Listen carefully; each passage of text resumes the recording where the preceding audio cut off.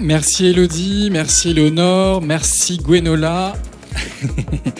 Merci Marc pour cette première table ronde.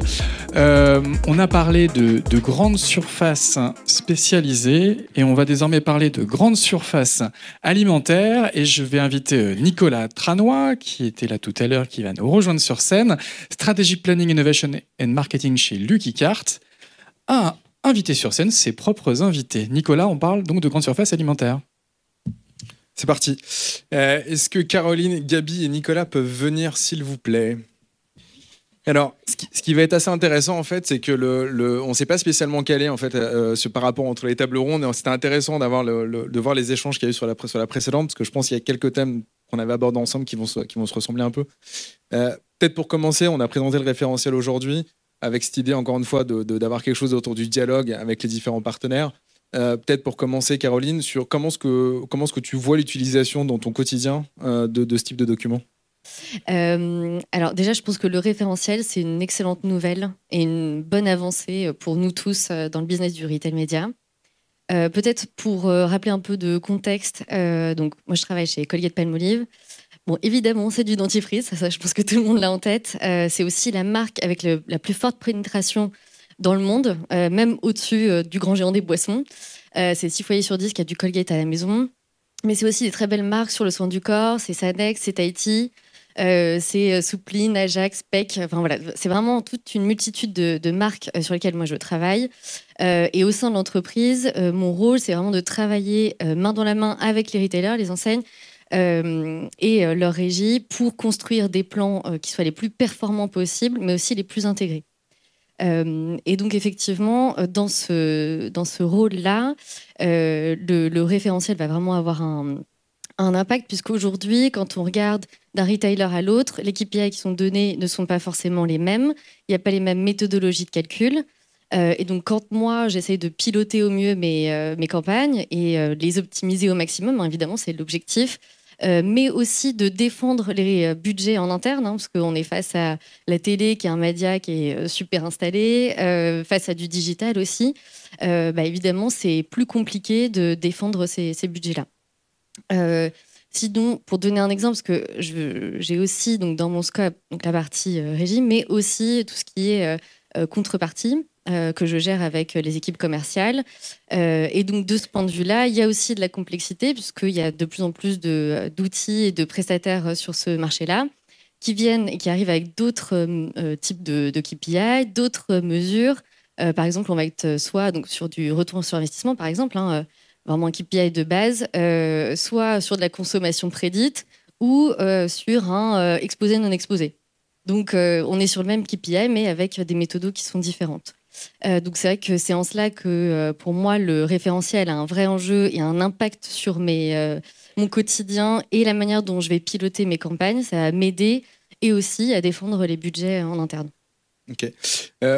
Gabi, en fait, on entendait tout à l'heure sur le rôle des agences, le fait qu'il y a besoin d'un intermédiaire pour essayer de gérer le niveau de complexité et les demandes. Dans ton quotidien, les sujets sur la mesure, c'est quelque chose de fréquent. Qu'est-ce qu'on vous demande? Comment est-ce que vous les abordez? Bonjour à tous, donc Gabi, Publicis Média. C'est tout le temps. Comment dire? Aujourd'hui, en fait, ce que nos clients vont nous demander, bien entendu, c'est de l'harmonisation. Aujourd'hui, on va avoir en fait plusieurs campagnes sur plusieurs plateformes, chez plusieurs retailers, puisque justement, l'idée, c'est de pouvoir répondre aux enjeux de nos clients. Et donc, à partir de là, c'est de l'harmonisation. Harmoniser au maximum, justement, toutes ces campagnes qu'on peut faire, qu'elles soient haut, milieu, bas de funnel. Et du coup, ce référentiel aide justement à avoir des clés de lecture avec des KPI qui sont harmonisés, qui sont vulgarisés, qui sont du coup mieux compris quand on arrive chez nos clients et qu'on leur explique pourquoi est-ce que chez un tel, j'ai pas les mêmes perfs que chez un tel, parce que grosso modo, la méthode, c'est pas la même. Donc non, c'est tout le temps. Et je pense que de ce point de vue-là aussi, parce que là, on le voit en fait, hein, que c'est difficile de comparer, ainsi de suite. Il y a un peu cette sensation parfois, j'aime mettre un peu les pieds dans le plat, mais est-ce que la complexité est réelle ou est-ce qu'il y a un petit côté écran de fumée? C'est-à-dire c'est un truc dans lequel, ouais, c'est compliqué, regardez pas trop, etc. Je pense que, Nicolas, pour toi, dans ce cadre-là, on en avait parlé en amont, mais comment est-ce que tu le vois? Parce que ça a été un peu une découverte, je pense, dans le groupe de travail, de comprendre le détail de ça. Et toi, tu es dans une position particulière par rapport à ça. Comment est-ce que tu le vois? Bonjour à tous déjà, j'adore cette question. Je pense pas sur la partie écran de fumée, parce qu'en fait, personne n'a intérêt à essayer de créer de la confusion sur un sujet aussi compliqué et aussi central. Par contre, il y a des limites actuelles, et après, elles sont pas que technologiques. C'est-à-dire qu'on a tout de suite le réflexe à comparer potentiellement 2 technologies, 3 technologies en disant avec celle-ci j'avais ça, avec celle-ci j'ai la même chose mais différent, donc soit c'est volontaire, soit c'est une autre chose. Non, parce qu'on a rappelé, et on l'a vu dans la table ronde juste avant, il y a plein d'acteurs en fait dans cette chaîne-là, dans la mesure. Il y a le retailer, il y a la techno et il y a la marque. Déjà, tout le monde veut pas la même chose en termes de mesure, et qu'en fait, une technologie peut avoir des limites, peut-être naturelles sur certains aspects. Il y a des moyens de les contourner, notamment avec tout ce qu'on a évoqué tout à l'heure de la data analyse, de la data vise et autres qui peuvent permettre que la donnée est là. C'est peut-être pas nativement calculé de cette manière dans la plateforme ou autre, mais on peut le contourner. Et après, il y a un enjeu qui est clé quand même au démarrage, c'est quelles données le retailer met à disposition dans la technologie et in fine à la marque pour pouvoir la retranscrire directement. Et aujourd'hui, tout le monde ne donne pas la même largeur d'informations chez un retailer. Tu n'as pas forcément le détail de la marque dans toutes les ventes. Le granularité des ventes n'est peut-être pas la même chez tous les retailers. Il y a un moment où on l'oublie parce qu'on parle quand même d'un sujet super complexe. Le consentement rentre en compte quand même à un moment donné. Détail. Voilà, non mais on a quand même il y a quand même un petit sujet. Donc il y a quand même beaucoup de paramètres. Donc c'est pas un écran de fumée, mais c'est une vraie complexité. Donc tout le travail qui est fait ici et spécialement le livrement, je pense, c'est une très bonne chose. L'harmonisation est indispensable. Après, voilà, ce qu'il faut créer là où il faut aller, c'est une vision commune et... Pardon. J'avais l'impression de déjà d'hurler. Tu parles plus fort. J'ai l'impression d'hurler déjà. D'aller vers une vision commune où on va pouvoir justement travailler collectivement, et je pense que tout le monde a besoin de s'améliorer. Ce qu'on a entendu semble être le cas. Personne n'est totalement satisfait aujourd'hui de ce qu'il a, et c'est normal. Et à la limite, c'est très bien parce qu'on a encore la marge pour innover, pour avancer et pour développer les choses. Voilà. Donc on a maintenant les règles de KPI, ou en tout cas une harmonisation de ces définitions qui vont nous aider. Et collectivement, on a un travail à faire, retailer, technologie et marque, pour aller définir ce qui doit être l'incrémentalité, si on y arrive un jour tous ensemble. En tout cas, comment on souhaite mesurer les différents leviers. Parce que je pense qu'on est dans un moment un peu particulier dans le sens où c'est quelque chose qu'on a aussi abordé la dernière fois, mais c'est la première fois qu'en fait entre le média et l'achat, la durée de temps est aussi courte. Et en fait, un des enjeux qu'il y a derrière les KPI, c'est qu'est-ce que tu décides de mesurer. Nous, on le voit dans les discussions qu'on avait dans le groupe de travail, mais aussi chez Lucky Card, qui est que si tu parles à un CAM, si tu parles à un responsable e-com, si tu parles à un marketeur, il va pas te demander la même chose, il va pas vouloir voir la même chose. Et en fait, à un moment donné, il y a aussi une partie qui est assez intéressante, c'est que même pour vous, Régie, quand on parle de retail média, c'est que il y a e-retail et média en même temps. On oublie un peu la partie retail, c'est-à-dire que c'est un nouveau, enfin c'est quelque chose, c'est pas un emplacement qui était historiquement censé être quelque chose dans lequel on communiquait, qui en devient un. Donc il y a des mutations en live qui sont en train de se faire. Et en fait, ce que je trouve assez fascinant, c'est d'un côté le niveau d'exigence qui est demandé. C'était l'exemple qui t'est donné tout à l'heure de dire, bah voilà, effectivement, quand tu fais de la télé, tu es habitué. Du coup, les gens sont contents. Par contre, on se pose plein de questions sur le retail média. Et notamment sur cet aspect-là aujourd'hui. Tu l'as évoqué un petit peu tout à l'heure, Caroline, mais toi, en interne aujourd'hui, un des besoins aussi que tu as sur la mesure, c'est d'être capable de récupérer les budgets, d'être capable d'expliquer pourquoi c'est important. À quel point c'est un enjeu pour toi aujourd'hui? Est-ce que c'est des discussions qui sont nouvelles? Est-ce que c'est des discussions difficiles? Est-ce que tu peux nous donner une petite perspective là-dessus?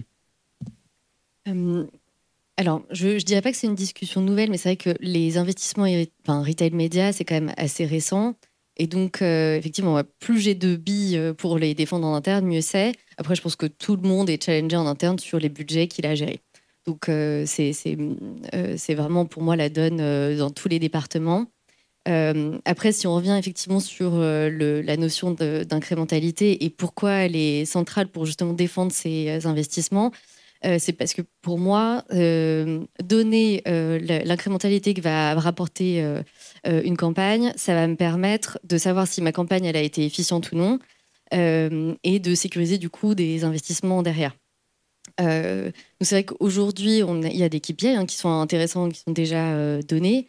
Le ROAS, par exemple, va être un élément qui va me dire, bon, bah ok, par rapport au budget que j'ai pu donner, est-ce que le chiffre d'affaires de la campagne va couvrir ou non cet investissement-là? Donc, bon, ok, déjà, la base, elle est là.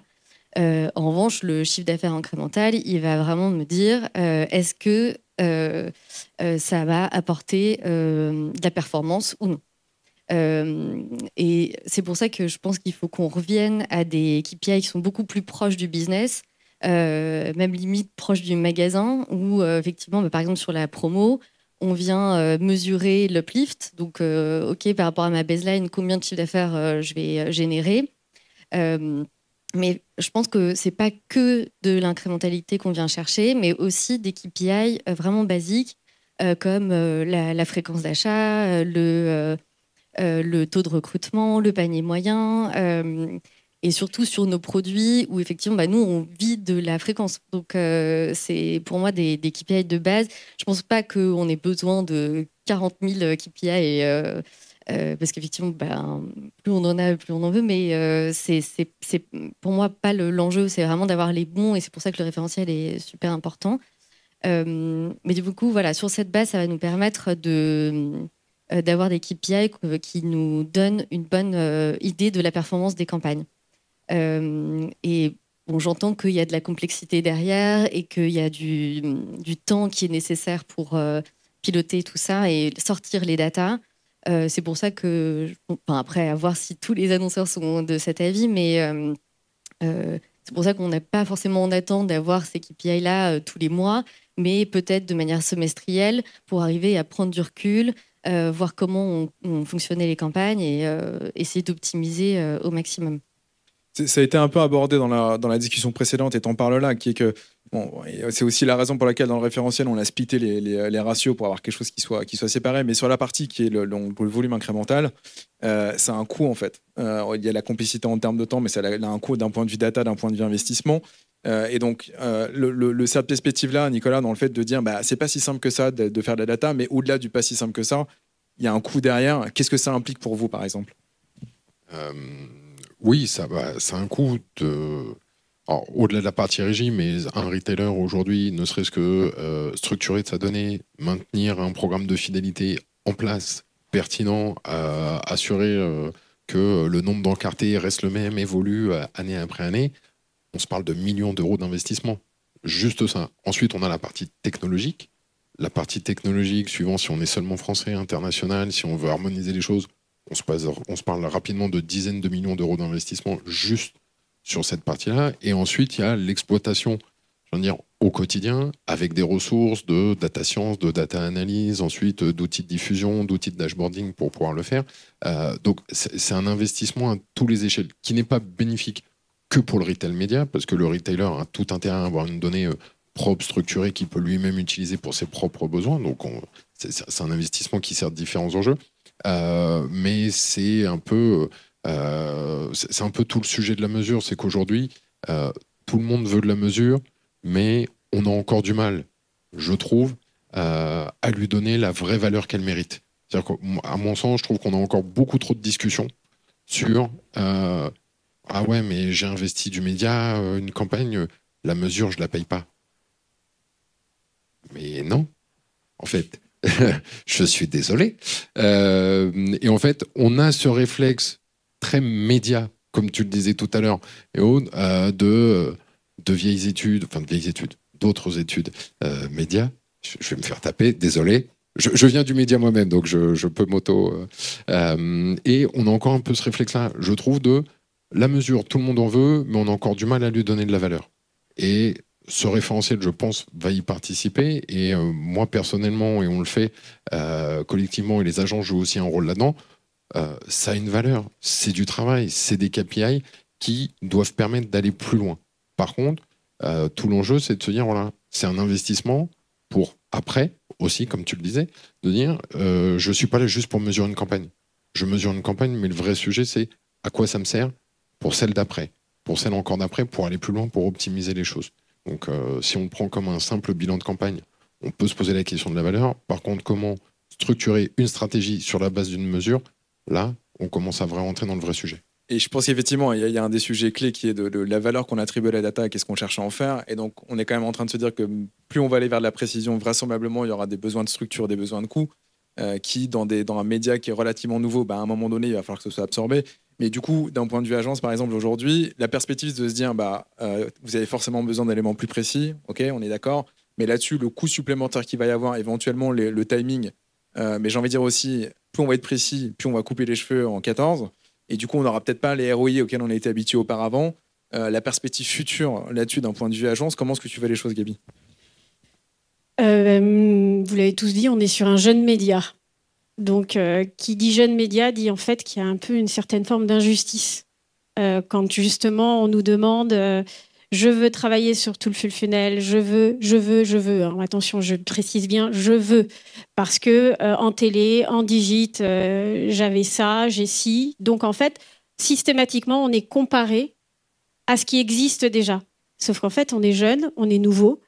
On a la chance et en même temps la malchance d'être sur du digital. Ce qui veut dire qu'en fait, dans l'esprit de tous, c'est qu'on peut avoir tout de suite et maintenant. Qu'on a la chance aussi d'être sur un secteur avec des techs qui sont ultra robustes, ultra puissantes, ultra pertinentes, mais qu'en effet, il faut quand même que la peinture sèche et que tout le monde puisse justement nous apporter cette promesse pour qu'on puisse la donner à nos clients. Harmonisation. Mais il y a aussi un sujet, c'est qu'en fait, je pars du principe qu'aujourd'hui, il faut qu'on désacralise cette data magnifique qu'on a grâce aux données retailers, mais qu'on ne la dévalorise pas. Désacraliser ne veut pas dire dévaloriser. Désacraliser veut dire qu'on la rende accessible, qu'on nous permette aujourd'hui de la travailler de telle façon à pouvoir adresser toujours la même chose, hein, on est dans des métiers de com, hein, le bon message au bon endroit à la bonne personne, et surtout qu'on puisse la retargeter, surtout.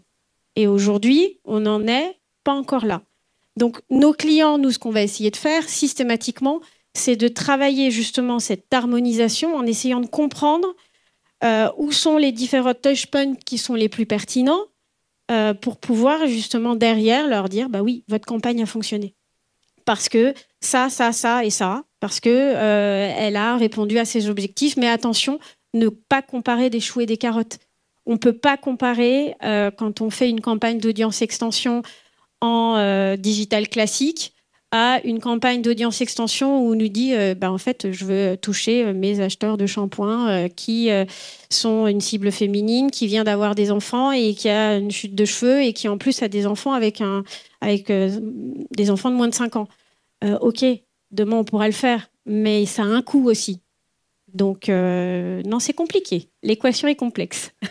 En fait, par rapport à ce dont on discutait sur l'incrémentalité, donc projetons-nous dans un monde dans lequel on arrive à le faire. Donc, on arrive à faire avec un A/B testing propre, on arrive à faire des vrais groupes proprement appareillés, qu'on ait quelque chose qui fasse du sens ou de la modélisation. Du coup, dans un monde dans lequel ça fonctionne, qu'est-ce que ça changerait, toi, dans ton quotidien d'annonceur, en termes de perspective, d'avoir cette possibilité-là ?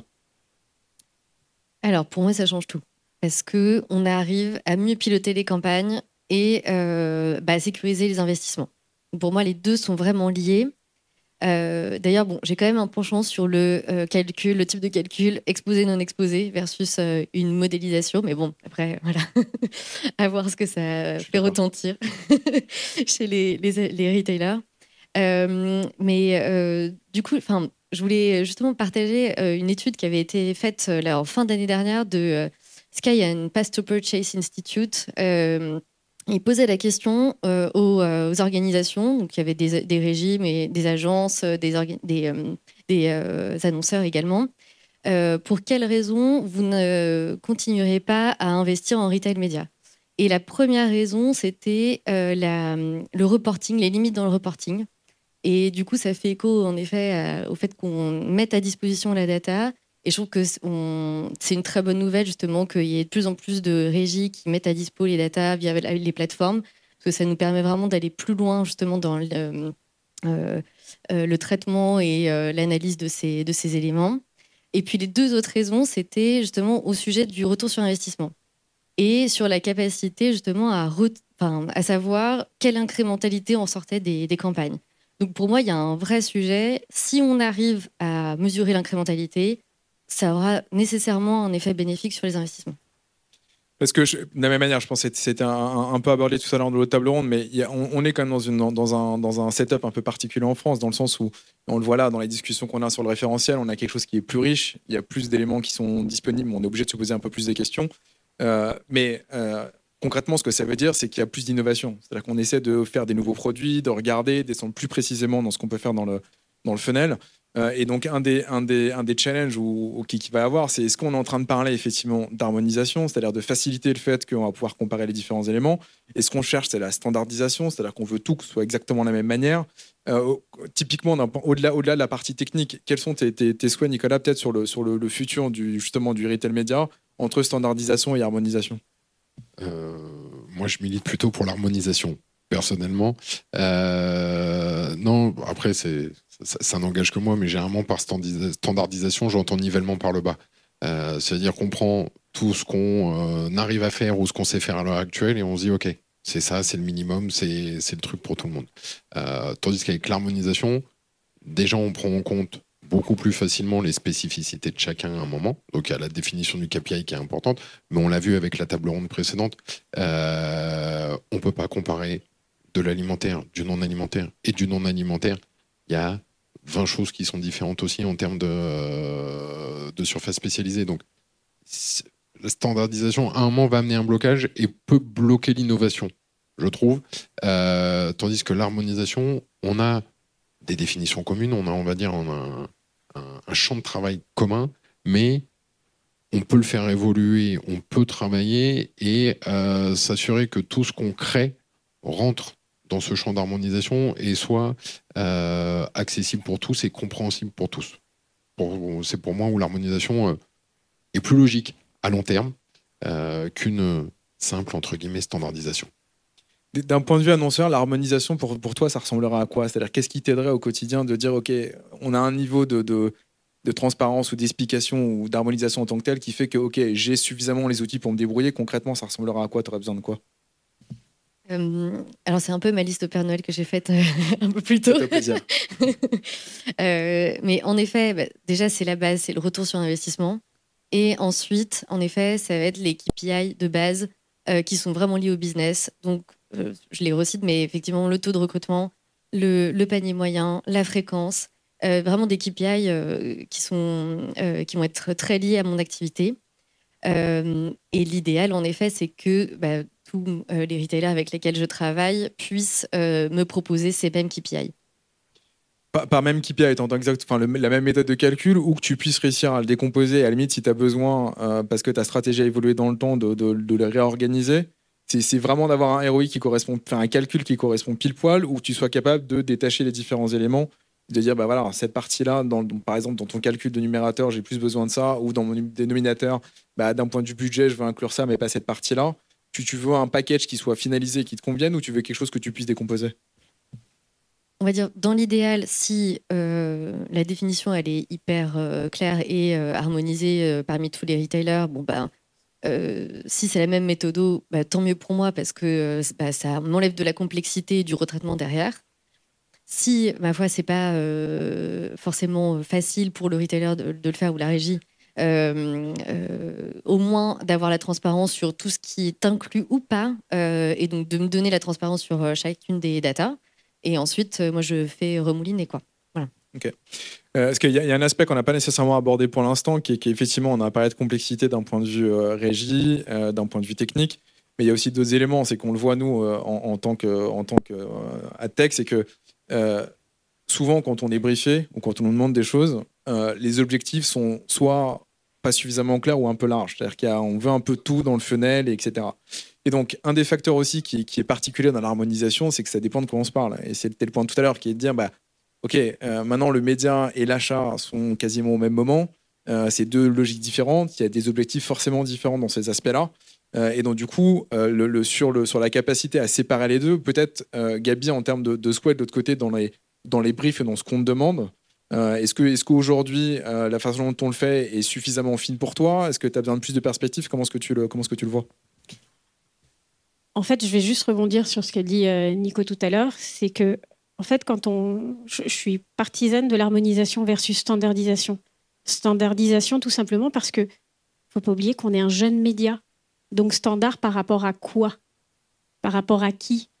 Aujourd'hui, on nous demande la lune, très souvent quand on fait un brief retail média, parce qu'on part du principe justement qu'on peut tout avoir, qu'on peut avoir cette immédiateté des résultats. Merci les techs, merci les retailers. Et qu'on peut en effet tout de suite faire mouliner un Power BI pour avoir les résultats d'un Auchan, d'un Carrefour, d'un Leclerc, bref. Et du coup de répondre aux différents objectifs qu'on nous a fixés. Aujourd'hui, en fait, il n'y a pas réellement de standard, puisque un client va me demander je voudrais avoir mon ROAS sur uniquement mes EN animés. Un autre va me dire en fait non, je voudrais mon ROAS sur mes EN animés, mais également sur mon total gamme.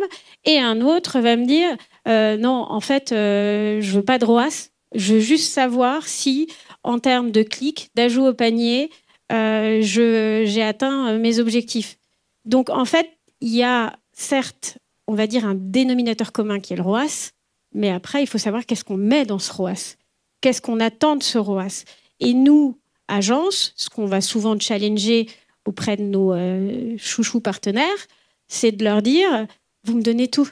Après, je fais mon ménage. Après, j'harmonise. Parce que j'ai la science interne, j'ai des data analystes, j'ai une expertise qui va permettre justement d'aller faire un peu le tri de tout ce que vous me communiquez et du coup de pouvoir en fait servir tout le monde. Là, aujourd'hui, pour moi, il n'y a pas de standardisation. On ne peut pas parler de standardisation. On peut parler d'harmonisation.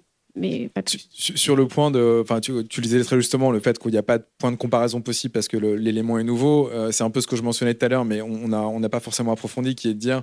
parce que sur les ROI, au-delà du brief et au-delà de ce qui est attendu, il y a les benchmarks, etc. Mais il y a aussi des moments dans lesquels on reçoit des briefs ou des attentes clients qui sont certes compréhensibles, mais qui sont juste lunaires en termes de ce qui est demandé d'un point de vue ROI, etc. Et en fait, je pense qu'il y a un des éléments sur lesquels il faut aussi qu'on puisse le mettre sur la table, à savoir que plus tu vas rentrer dans le détail, plus tu vas vérifier, vraisemblablement, on va se retrouver avec des ROI qui vont être significativement plus bas, ou en tout cas pas comparables à ce qui existe par ailleurs. Est-ce que le marché est prêt à entendre ça, Nicolas? Est-ce qu'aujourd'hui, tu te vois... Encore une fois, quand on va commencer à avoir des sujets sur lesquels, vous voulez quelque chose de plus précis, mais voilà à quoi ça ressemble, comment tu les imagines, ces discussions? Je me ferai challenger par Gabi tous les jours, mais ça, c'est normal. Non, mais en fait, c'est des discussions saines.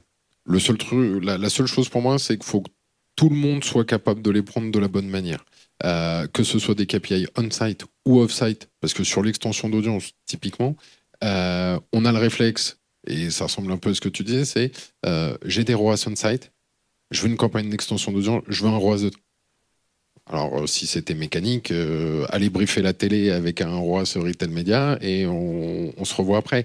Mais en fait, on a tendance à vouloir dupliquer tout le temps la même chose en disant c'est retail média, je prends tous les leviers, c'est la même chose pour tout le monde. Ça peut pas fonctionner aujourd'hui. Donc, il faut qu'on ait ces discussions-là et elles sont super importantes parce que ça nous challenge, nous. Et c'est notre métier aujourd'hui de répondre aux enjeux des agences et des marques. On est là pour ça. Donc, si on n'aime pas être challengé, j'ai qu'à changer de métier. Mais faut qu'on arrive à l'avoir tous ensemble sur qu'est-ce qu'on est prêt à ouvrir et clairement ouvrir le capot en disant voilà, ce KPI dans cet environnement-là, c'est celui-là. C'est celui-là. Et le ROAS du off-site, il peut être plus bas que l'on-site. Le sujet, c'est pas est-ce que c'est grave parce qu'il est plus bas, c'est est-ce que c'est le bon? Et est-ce que le ratio est le bon? Et c'est dans ce sens-là qu'il faut le prendre. Mais ce ne sera pas qu'un sujet tech-annonceur, c'est régie, tech, agence, annonceur, tout le monde en même temps.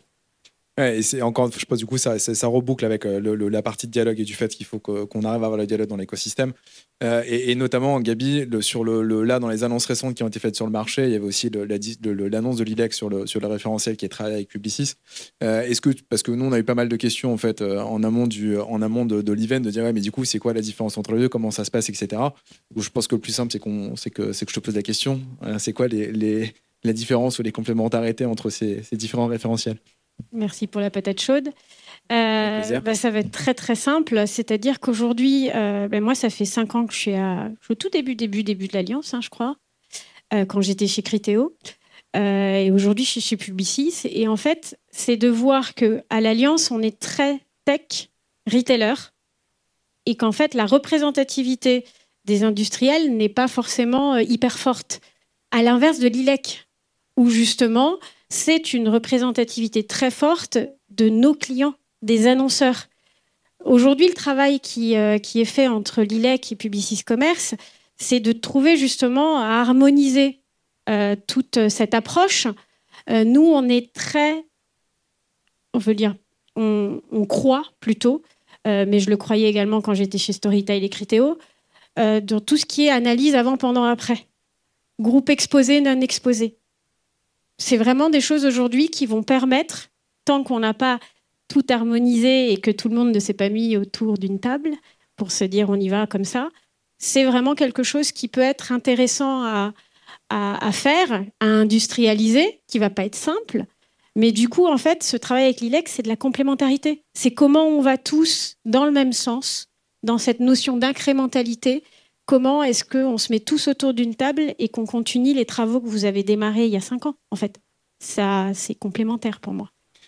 Je pense que du coup, c'était aussi l'idée d'avoir cette table ronde et 2 tables rondes dans la journée. Et c'est encore une fois d'avoir cette idée de dialogue. Et je pense que l'invitation générale là-dessus, c'est effectivement qu'on puisse discuter tous ensemble de ces éléments-là.